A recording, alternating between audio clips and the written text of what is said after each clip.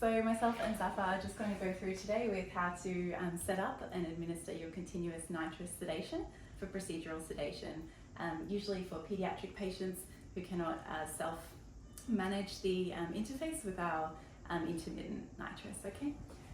So for our procedure, we're going to have, when we come in, we need to check firstly that our equipment is set up properly at the wall.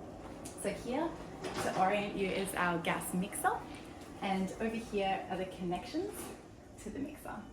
So to think about this, the mixer is what brings the gases to the patient. So we need to have connections from the wall to the mixer. So to my patient, I will need them to have oxygen. So that's from our white tubing, which should be attached here, and our nitrous, which is the blue tubing, which should also attach here. Do just check, because when we came in this morning, this one actually was not attached here. It was attached to our portable nitrous. So just make sure your oxygen is definitely attached there before you go any further. So those are our gases to the mixer. Later on, when we are then retrieving the gases away from the room, we need our scavenger system to work. So over here is the yellow box. Our scavenger system has a connection here at the left-hand side, and you should follow that all the way around and see that it connects here into the wall. When your scavenger is needed, you'll turn it on by dialing this, and you can see that it starts to have suction there. Okay. So now we've got our connection there, we can think more about the mixer and how we will get the gases to and from the patient. So then we're going to have a circuit. So we'll need one of these circuits that has two tubes to it. One will go to the patient and one will go from. If you ever forget which one, you can always look on the top and it will have helpful arrows. So I can see here that my white tubing is taking the gases to my patient. So I will connect the white tubing here to the mixer, and then I will connect my arms along this pink one to my scavenger system. There we go. Great.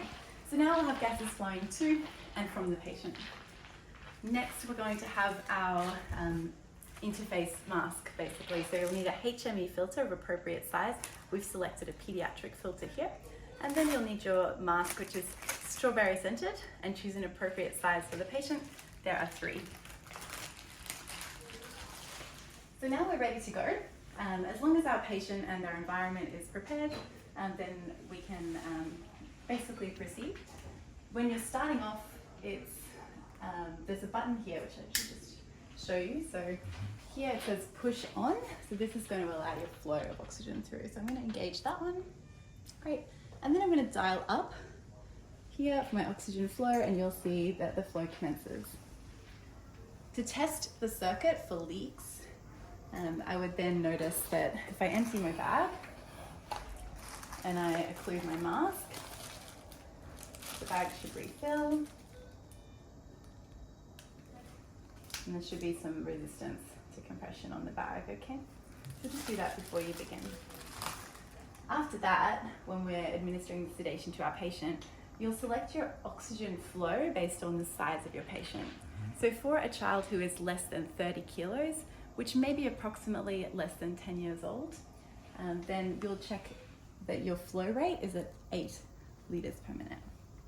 Turn that up a bit more so it's... And then for a child who's over 30 kilos, you're going to want your flow at 10. Next, you'll select your nitrous concentration. So we're going to set that one to 50% to start with. We'll have the patient hold the mask, we might assist them with that. And we're going to target them to be lightly sedated to tolerate the procedure while still breathing spontaneously.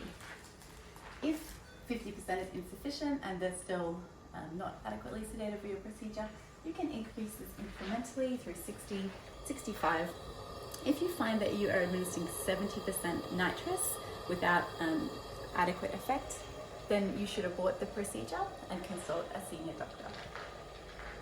Complications that may arise during the procedure is that a patient could have apnea or respiratory depression, in which case you would abort the procedure, turn your nitrous off, and turn your oxygen flow all the way up. You would administer some airway maneuvers to open the airway, and if needed, then use a BVM to ventilate the patient, and which we have located up here. We also have a airway trolley just outside in Fast Track, a red resuscitation trolley. So you would then call a resus response and manage whatever situation unfolded here. If you just had a child who was vomiting, which is sort of the other main complication of nitrous sedation, then we would abort the procedure and take the mask off, roll the child to the lateral position, use the emesis bag, and use our suction, which we should check and turn on as well before we commence the procedure. So we've got that one working there. Okay. After the procedure, routinely, for every sedation you administer, you will turn off the nitrous, maintain the oxygen flow, and administer high flow oxygen for 2 to 3 minutes until the end of the procedure to facilitate washout of the nitrous from the child's FRC. All right, after that, then you can proceed with your day, knowing that you've done hopefully a comfortable and pain-free procedure for your patient.